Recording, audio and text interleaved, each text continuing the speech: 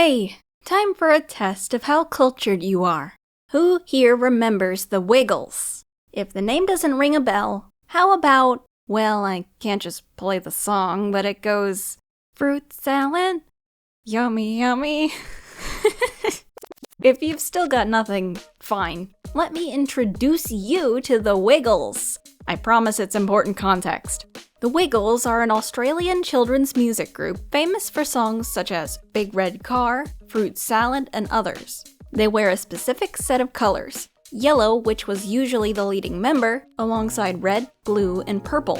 Founded in 1991, the original members you'll likely be most familiar with were Greg in yellow, Anthony in blue, Murray in red, and Jeff in purple. Nowadays, there are 8 Wiggles, and all of the founding members except Anthony, still got it, have since retired due to their age and/or health issues. But none of the new members after Greg retired are relevant to the video, so I won't talk about them. Coupled with their music, the Wiggles did a lot of TV episodes and specials where they would perform with other characters such as Captain Feathersword, a friendly pirate, Wags the dog, Feathersword's trusty best friend, and Dorothy the dinosaur, or Rosasaur as she insists due to her love for eating roses. Something tells me she'd get along with a certain someone. There was also Henry. I don't like Henry. Despite being primarily for children, they made some catchy stuff, and I have fond memories of dancing around on a mat that would play song bites depending on where you stepped. I even got to see them live during one of their uncommon trips to the US. So why does this matter? Isn't this a video about a FNAF fangame series? Yeah, so about that. Perhaps not all of the Wiggles' marketing tactics were well received. In 1999, a Wiggles video special was released, the Dorothy the Dinosaur and Friends video. It featured a set of rather horrifying puppet versions of the cast in place of the actual people. It's not hard to find people mentioning how they or their children were terrified of the things, and they were quickly abandoned due to negative feedback. The only one that's still known to exist is the Jeff puppet, which is on display at the Powerhouse Museum, and time hasn't treated him well. Anyway, these puppets' scariness was so memorable that in 2015, someone decided they wanted to make a game about it. Yes, 2015! While the actual finished product wasn't settled on until years later, Iz, the developer behind today's series, went through quite a lot of drafts before they settled on one they liked. Interestingly, most of these drafts were created in Little Big Planet 3, but the final version was created in Blender, titled Phobia: The Awakening. Yeah, Blender. Apparently, it used to feature a built-in game engine that was removed after version 2.8. Phobia is a FNAF-styled experience spanning 5 nights, with the obligatory hidden 6th night. Showman's is basically Phobia but with a new coat of paint, replacing the Wiggles with completely original characters to give the game a proper identity. It also introduces quality of life improvements, polish, and extra features. And it just came out back in late May. So I was eager to review Showman's right after my Roblox horror video. But I want to be thorough because I found the history of this game so interesting. I'm thinking we do a whole analysis on both of these games, and where the changes work and perhaps don't work as well, while we wait for the eventual release of Showman's The Shadow, which was just announced as I started this script. I am unreasonably excited for that. I've talked enough. Let's get going, or we'll be late for work at the warehouse.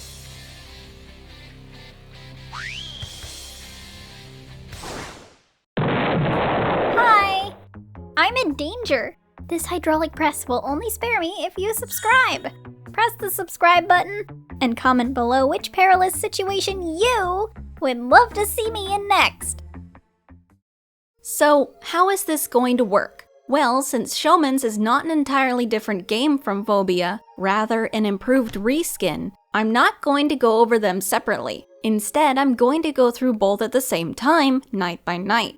So here we go, starting with the title screen. Both games feature a slow sequential fade between their animatronics. We're greeted with the cold plastic eyes of Greg, Murray, Jeff, Anthony, and Captain Feathersword, as well as their successors, Showman, Johnny, Harry, Tony, and Captain Cackle. While we wouldn't initially know the names of the robots and Showmans, I'll just be using them from the beginning, since the only way to know them without beating the game is by dying to one. As they fade by one, they even have short animations, often looking you in the eye before settling down. It's a cool take on the classic FNAF trope of showing the animatronics to the side of the main menu. Before we get into gameplay, I want to give my opinion on their designs. I think both sets of robots are amazingly uncanny, but I have to be honest, I like the original Wiggle spots more. I just think they're creepier. Maybe it's my bias towards loving the Wiggles, but I think it also has something to do with the fact the new bots look less sharp. The Wiggle spots lean far into the uncanny valley with their sunken-in eyes and jagged features. Also, Jeff straight up just didn't have eyebrows, and his eyes were tiny, which definitely made him the worst one to look at, but in a good creepy way. Am I making sense? God, I hope so. I will say though that the actual model quality is far better in Showman's. The textures are better and you can no longer see where polygons cut off. It's also easier to tell the difference between the robots because of their improved designs. I'm glad Iz was able to make a cast of characters that was still visually distinct without the brand recognition. You know, maybe those earlier models are just creepier because they were of lower quality. Let's get on with it already and hop into night 1. Right after I yap some more over here on the night selection screen. Don't worry, I won't be long, I just want to note how fun this design choice is. Every night features a cinematic still of one of the robots that will be introduced.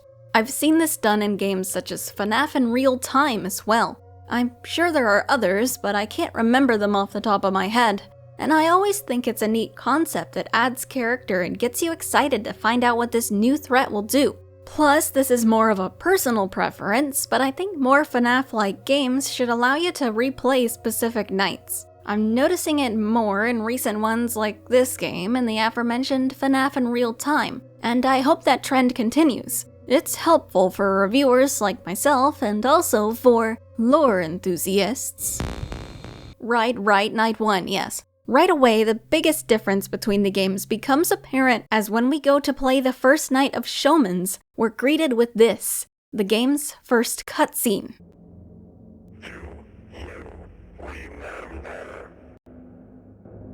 Come find me. I will help you. Phobia does not feature pre- or post-night cutscenes aside from its ending, but Showman's is intent on expanding the story right from the get-go. Meeting back where the games converge, we have the classic Night 1 phone call, which is handled by Matthew, a fellow employee of yours. Your name is Mark, by the way. You actually have to accept the call in Phobia, which is funny. I kinda wish you still had to do that in Showman's because it's also a fresh way to handle the mute call button. You can still interact with the phone here, but that's for later. Matthew explains our deal. We're working the night shift at a warehouse that's holding on to props, merchandise, animatronics, you name it, from closed down restaurants. The only working animatronics they currently have, though, are the ones we're fighting off. The crews from Wiggle Pizza House and Showman's Pizza Place respectively. The bots have been acting up recently. We can see our enemies on Cam 7. Hey, how come y'all's mom lets you have a stage? The cameras in this game, like many others, let you monitor the animatronics as they get a bit quirky at night. However, we're not gonna spend too much time in them for now, outside of a quick point I wanna make. Giving the animatronics multiple camera poses depending on where they're going, rather than just one for each camera, is cool. For example, Murray here heads into cam 3 instead of going towards me. But when he leaves that cam, he's very clearly eyeing up my office from down the hall. And what happens when he decides to go that way instead? That's when our first defense comes in alongside what I think is these games' coolest mechanic. There are 2 hallways, one to your left and one to your right. And when an animatronic enters one, you'll hear their footsteps as directional audio. You can check on them using the light buttons on your desk to see how close they are to you, and they will periodically walk forward over time. Watching them do this is so cool. Even if you don't have the light on them, you can see their eyes light up and advance closer. Both hallway animatronics have 4 phases before they enter the office. Once they've stepped in, it's time to put on the mask lying on the boxes beneath your desk. That's enough for them to decide you're chill and head out. This is all because of their facial recognition features, and because of that, as long as you don't make eye contact with the animatronic, you're able to wait a little longer to put the mask on. Just don't wait too long, it's not like that makes you immune. But maybe you'll want to do it at least once to see Showman's new edition of animated game over screens, complete with original voice acting.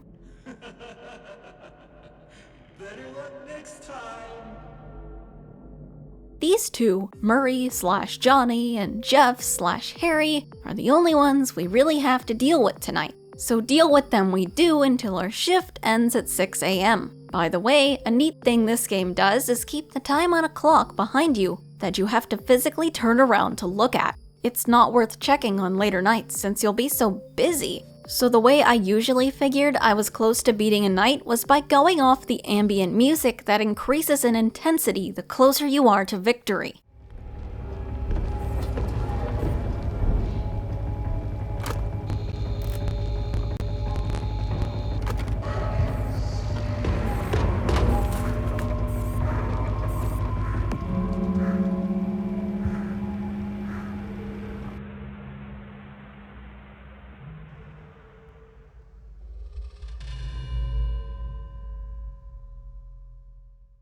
With that over with, Mark is seen meeting with the Showman's company founder, Jason, to report what happened last night. By the way, when I'm going over cutscenes after nights, assume they're from Showman's. So, it was only the two. Yeah. Last guy said another was moving around. Jason seems confused at there having been only 2 robots moving. He's confident he heard that there was another. But with no other problems to report, Mark is sent home to rest before his next shift. This cutscene is a good time to bring up that I think both games could use subtitles. They're missed the most here due to Jason's accent and habit of mumbling a bit, and they'd also be useful for nights where you'll be getting busy early on.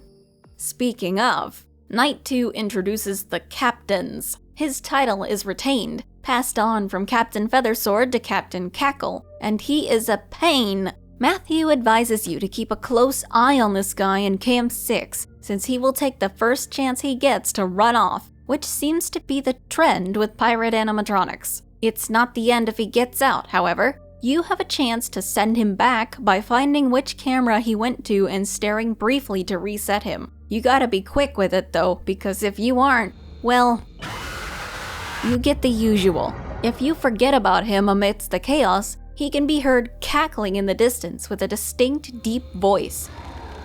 And that served as a wake-up call for me more than once, but it's best never to let him escape, because finding him wastes precious seconds you need when things are tight. In Showman's, the captain has received several extra camera poses compared to the single one he has in Phobia. He seems to cycle between these regardless of how much you watch him. It's a good addition considering you're gonna be spending half your life on this camera. He is the only new addition to the cast tonight. However, you've probably been wondering why we're dating a lovely lady while doing all this. Or an elf, but let's just focus on the missus. She's enough to explain this mechanic. Peggy, or Jimmy, starts getting fidgety tonight. She was technically active on night 1, but you would have had to practically force her to start moving yourself. It'll make sense in a second. As you're handling various defense tactics, she will slowly look up at you over time. I've been told that she moves when the lights flicker, so locking eyes with her for as long as you can doesn't necessarily stall her. Peggy's phases are more subtle than Jimmy's, but in a trade-off, has a far less subtle last phase than he does. When she's getting close to last phase, she'll begin speaking too, greeting you in a sultry tone.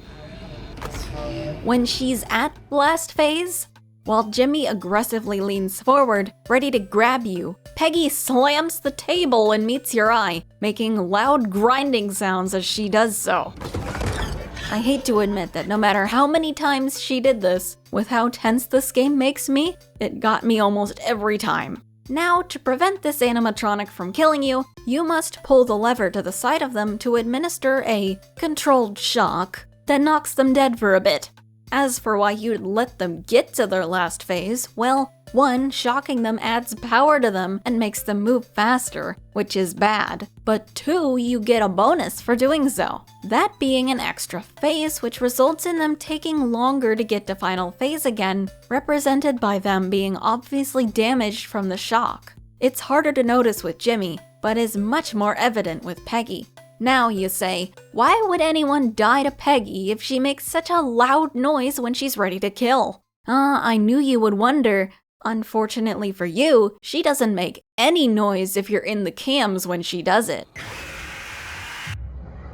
Before we move off night 2, I'll call myself out. I actually didn't know at first that Peggy's last phase wasn't this pose, and never shocked her on her true final phase when I played. Some people were surprised I managed to win doing that, and so am I. That's last phase. You know who else is surprised? Mark, when he's moving to leave for the night and the weird naked robot from before sneaks up on him. What did you think I was gonna say? Night 3. All is still relatively normal at the warehouse. For now. Matthew has some concerning news for us tonight. After we left yesterday, when people started arriving for their day shifts, they found 2 of the animatronics sticking out of the vents. This is a problem because they were apparently never even programmed to crawl, and it's just another layer on top of an already confusing situation for the higher-ups.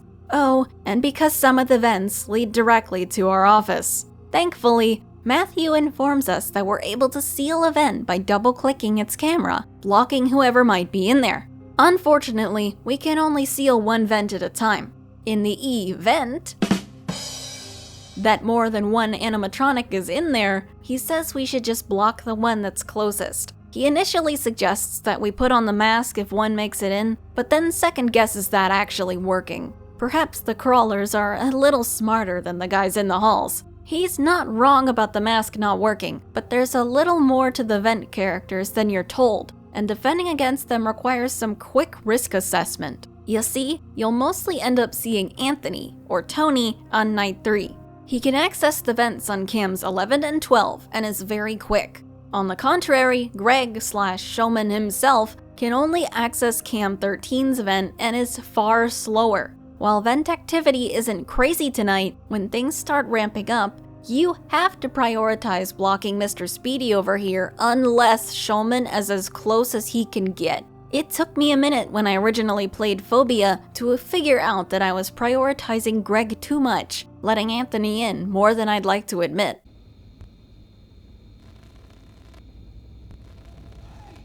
We're dead. Yeah. It can get pretty scary when Showman is at the end of the vent, but you can see Tony progressing closer. But you have to stick to Showman's cam, then as soon as he leaves, you have to immediately jump on Tony. Even worse if you can hear someone advancing from the halls, or if all that was enough to let the captain make a getaway. The vent cameras are gonna be the second most important thing to check from now on, next to cam 6. Night 3 concludes with Mark looking at other things in the warehouse before finding a single Johnny doll in a box. Picking it up, he suddenly begins to hyperventilate before collapsing to the floor, experiencing a vision of a darkened warehouse where Showman stands over him, lacking eyes. Waking up in a panic, he asks, "What happened to you?" We're at a bit of a halfway point here, and things are about to get serious. Since we won't get a break for a while after this, I think now is a good time to check if you've been paying attention. It's okay, just do it like we practiced. I'm sure they'll love you. Time for a pop quiz.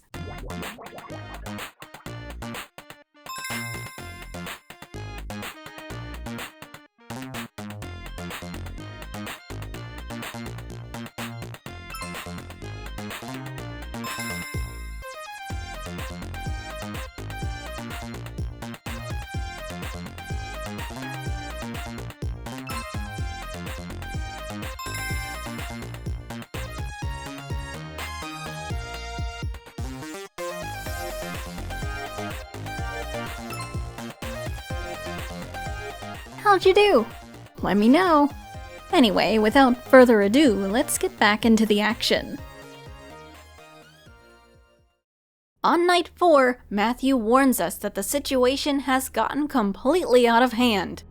Things differ a bit here between both games. In the realm of Phobia, Matthew mentions that the robots will be scrapped by the end of the week because something happened. He warns you not to make much eye contact with the robots, and not to come back tomorrow for another shift. Meanwhile, at Showman's, Matthew is equally as vague, but the something that happened is fairly evident if we just take a look at Cackle over here. He sounds a lot more scared here and openly states that things are getting way too dangerous. As with a lot of FNAF-like games, the game's mechanics have all been introduced by this point, and now it's a straight shot to the end as they massively increase in difficulty. Therefore, my coverage of Night 4 and 5 is mostly going to be story-related, although there are some minor mechanics to note. This is going to be strictly in Showman's territory, as Phobia did not feature most of these helpful details. It's when things are this hectic that you'll want to take advantage of sound cues the most. While the robots make lots of quips throughout every night and can be heard in the distance repeating show lines, there are specific noises that are actually useful for you. I've found that if a robot is close to entering your hallway, you'll hear their servos in the distance, hissing on that side. Similarly, if Tony or Showman has gotten close to you in the vent, you'll be able to hear their different laughs. Tony's is deep, yet is less enunciated than the captain's. Showman's is higher pitched and maniacal. The hallway bots aren't completely excluded from helpful sound cues. I know for sure that these two have specific footstep sounds for their different phases. It's not entirely reasonable to memorize all of them because you can just count, but one that's fairly obvious is Harry entering phase 2, where he actually seems to trip and stumble forward quickly. Rarely, it serves as a reminder of his progress. Last sound thing I got. Both games allow you to turn off the fan on your desk by clicking the button on its base. It removes just a bit of extra noise if you're having trouble concentrating. One other small thing I noticed that is unrelated to sound is that the hallway animatronics tend to desync a lot, potentially due to a small mechanic mentioned on Night 1. The hall lights can interfere with their systems and slow them down. If they're both headed your way, I've found that spamming the light on one, maybe without even looking at them, keeps you from ending up with a double mask wait period and probably letting the captain escape. The day after Night 4, when Mark's about to get into his car to head to the warehouse, he gets a call from Jason. In Showman's, this is now when Mark finds out he should not go into work today, and that the building is slated for demolition, instead of during Night 4's call. But of course, he doesn't listen. Everything he experienced there is driving him into a frenzy, and he needs answers. On the start of Night 5, Matthew sounds just as pissed about that as you'd expect. Mark, we told you not to go back there tonight, and I was just called by someone who said that you did? There's no way. After calming down a bit, he warns Mark that it's not safe for anyone to go in and retrieve him, so he needs to get whatever he's doing done as fast as possible and get the hell out before morning, unless he wants to get smashed with the building. But after a grueling night with all our enemies at maximum difficulty, things don't go as planned.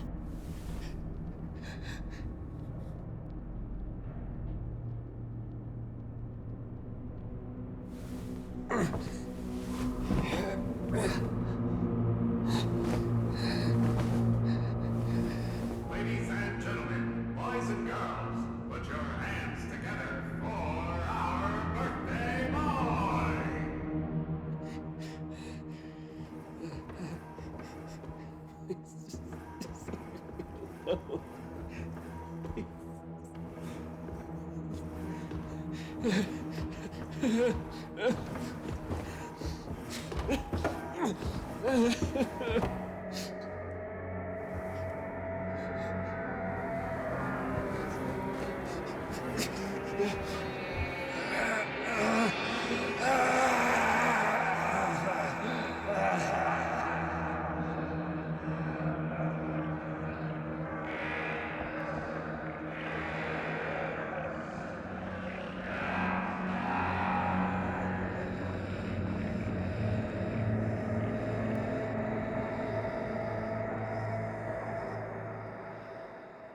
As a reward for his determination, Mark gets to join the family.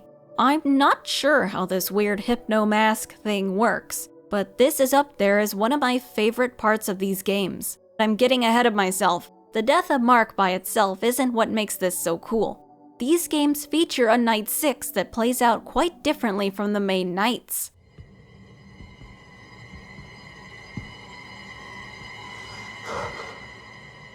What happened here?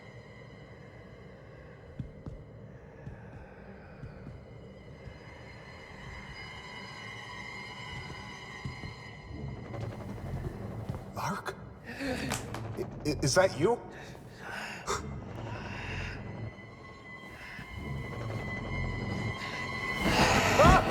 I lied, by the way. Mark isn't dead at all. In fact, he is a new active threat. I think that when the original Phobia came out, this was the first game to have you fight off the previous night guard in any capacity. I still don't see it done very often, but it's a really cool trope when done right. The one recent game I remember doing this was Five Nights at Friedrich's with Fritterfall. I hope I said that right.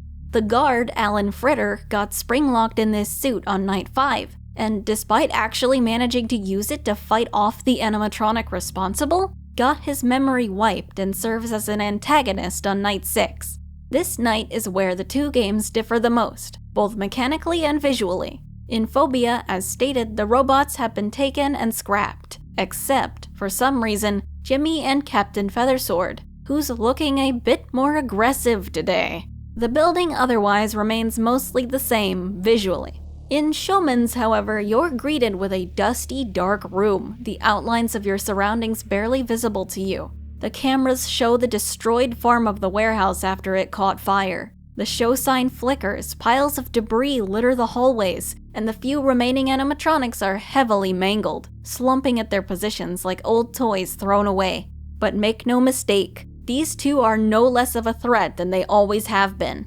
The Captain and Peggy work the same, but defending against them is a bit more difficult now with the added darkness. If Cackle escapes his room, it's hard to see him if he goes to a sparsely lit camera. In Peggy's case, her voice box is wrecked, so her voice cues are all replaced by faint robotic warbles.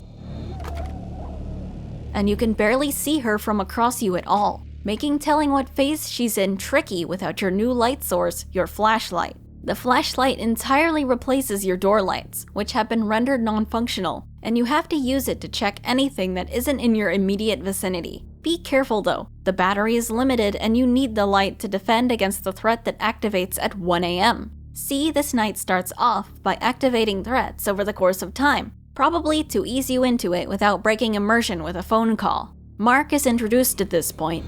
He knows I'm in here. He doesn't like the light. He doesn't like the light. He will appear in one of the hallways, where you'll hear hard shoes on tile. Less distinct than the heavy steps you're used to. Then he will appear in your office, skipping any extra phases. In Phobia, you must wear the mask as usual, but in Showman's, you must aim your flashlight at his eyes and keyword spam click and flash him. He'll recoil if you've done it right. If you just try and blind him, it won't work. Always be listening for his footsteps because at 2 AM you're about to get busy. Finally, the mysterious masked animatronic makes an appearance, triggered as your character mutters in fear. It'll immediately be in your vent when this happens, and only has one phase. Seal it off quickly lest you end up with this horrifying death scenario, made even better as your character pleads with the thing. Just leave me alone.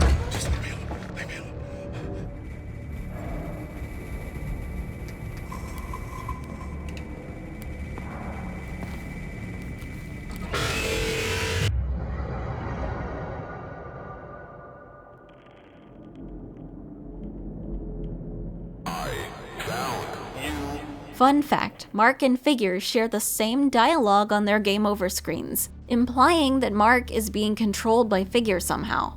Figure can get into any one of your vents, and you'll almost always hear a thunking sound as it climbs in and out of them. I found it safest to always be checking vent cams after checking the captain, and especially after hearing noise from them. Sometimes I'd even block off a different random vent than the one it had just left in an attempt to prevent a sneak attack in case I didn't get to check in time. It actually sometimes worked. Night 6 is probably the most nerve-wracking night in the game, second only to Night 5 just because of how much noise there is during that night. The combination of knowing waiting just a second too long will let Figure in, hearing Mark about to surprise you from a hall, and Peggy lunging out of the darkness with her signature screeching keeps you tense the whole night through. But stay focused and Night 6 passes. Matthew, that's the guy who was calling Mark by the way, immediately regrets his decision to mess around with any of this and makes a break for it upon getting out of the office. But the exit door is locked. In a sick parallel to the scene from Night 2, Mark walks out of the dark hall, eyes locked on us. And thus concludes the main gameplay of Phobia and Showman's. But this is not the end. We are dressed by Figure one final time.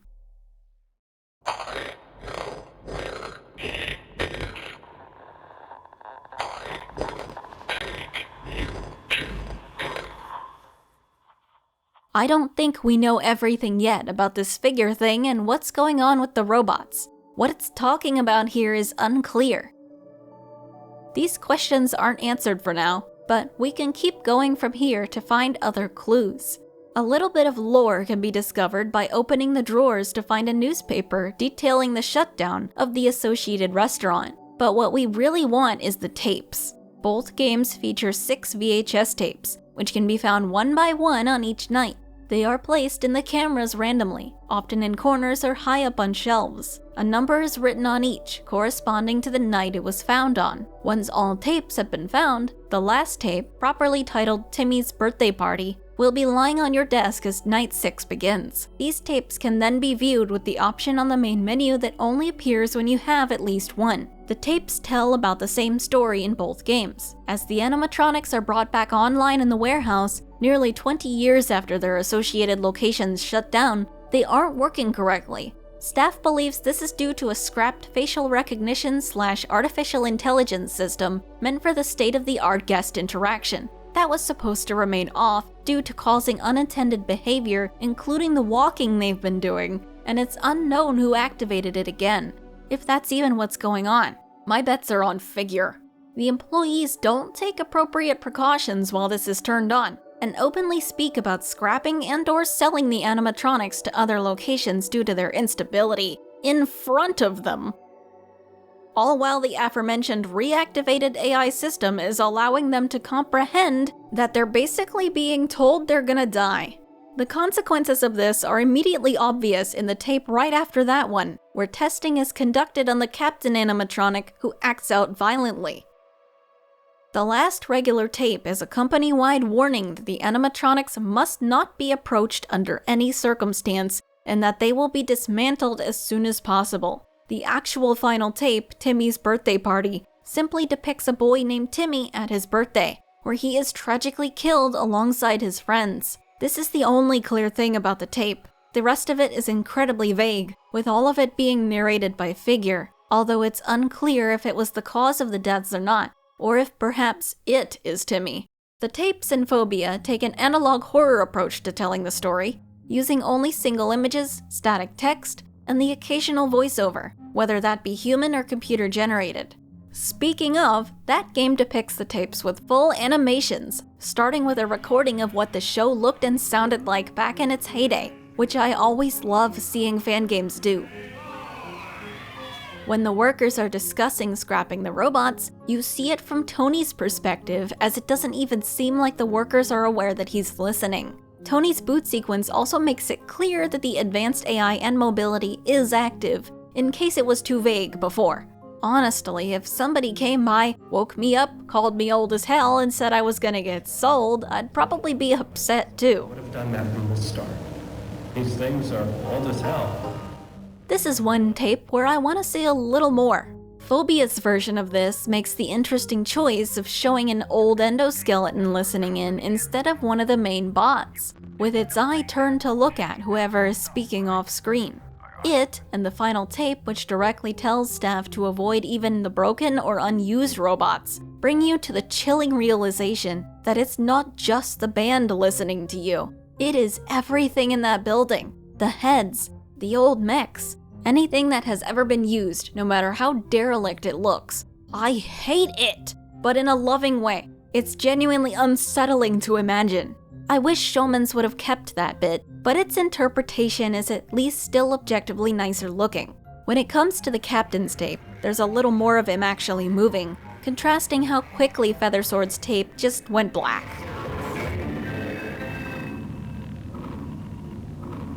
It shows a real malfunction, very similar to how real electronics get stuck in a feedback loop.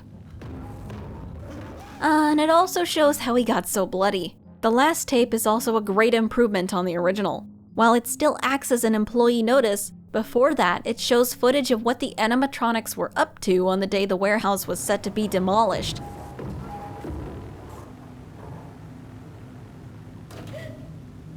And it looks like they were brutally hunting down the staff. How do we know this? The recording's date matches up with the date on the cameras during night 5. We can assume then that the fire might have been a last resort after all else failed, rather than something accidental. Lastly, Timmy's story is now only told by drawn pictures, but Figure's narration this time is far easier to understand.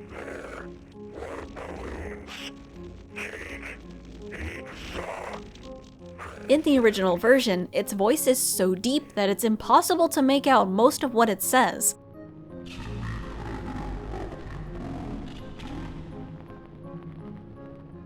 Speaking of Figure, if we turn to the left after watching this tape,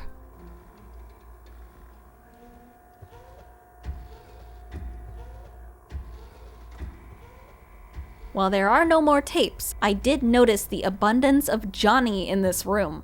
His poster is hung on the wall. A spare faceplate of his lies in the box at our feet. He was the star of the final regular tape, and although it's in the gallery and not here, the Johnny doll Mark was investigating in both nights 3 and 6 is seen sitting on a shelf. Johnny also looks a lot like Timmy. It's likely that Johnny is based on him. In the gallery, which I'll go over in a second, Peggy is confirmed to look like Jason's wife, who's dead as well, meaning the pictures on the wall in the tape room confirm that woman to be Timmy's mother, and therefore that Jason, the animatronics creator, is Timmy's father. But I don't want to rule out some paranormal stuff going on, because doing so doesn't explain why Mark was so interested in the Johnny doll even after getting brainwashed. Even more lore can be seen if we investigate the gallery that's unlocked on completion of Night 6 in both games. While in Phobia, it only features turnarounds of the animatronics, Showman's adds character bios for each of them, explaining how they're supposed to act and the circumstances that led to where they are now. For example, Captain Cackle is confirmed to be the one that spurred the CEO's decision to scrap the animatronics. Peggy apparently appears in the TV show the animatronics were based on, Showman and Friends, but the robotic version of her was never finished, and people speculate it was because of her resemblance to Jason's wife. When she died, he could never bring himself to finish Peggy, and she never left the warehouse. The burned animatronics and secret characters have little blurbs of their own, written in a more cryptic way. And if you've collected all tapes and beaten all nights, you get a nice little golden Showman statue placed in the corner of your room and on the desk while replaying nights. You might have seen it in my footage. Phobia gives you one of Greg, but I didn't know that game had tapes at first, so I assumed there was no completion reward before doing more research. That's why it's not present in my clips. Outside of the tapes and gallery, before we wrap stuff up, I want to go over some cool details and throwbacks that I noticed that I couldn't find a place for in the main script. 1. Peggy has a clever design. Due to being unfinished and broken, it makes sense that she would leak oil. Where she leaks oil, however, is from her eye, looking as if she shed a tear. 2. In Showman's normal nights, you can turn off the fan. But did you know that in Night 6, you can turn it on instead? Because why not? 3. The addition of seeing exactly how each animatronic is doing me in, rather than them just running at me, is funny. Johnny must have been taking lessons from Ignited Bonnie. 4. Showman's has a secret ending if you interact with the phone and dial 911 at any time outside Night 6. The police actually come to help, but everything stops when they arrive, and no one believes you, leaving you to be found. With that covered though, this is the end of the show for real. I've been wanting to cover Showman since I discovered it earlier this year, but it released at an awkward time, where I'd already dedicated myself to covering the earlier Roblox games for the month of July. Ended up getting beaten out by in the end. But it would be even more silly if I let that stop me from saying my piece about Phobia and Showman's anyways, as they still remain my favorite FNAF fan creations to date. And I suppose I should thank for introducing me to the series in the first place. Funny how things go around. I'm rambling now. Before I shut up, I want to let y'all know that I'll be going to Orlando on September 4th and 5th to see Universal Studios' Halloween Horror Nights, where they're going to have a FNAF-themed haunted house. I am incredibly excited. When I return, I'll have a very special video for you on a game I'm actually pretty nervous about covering. But anyway, this has been Glamrock Dusky, and remember, have a phasorific day!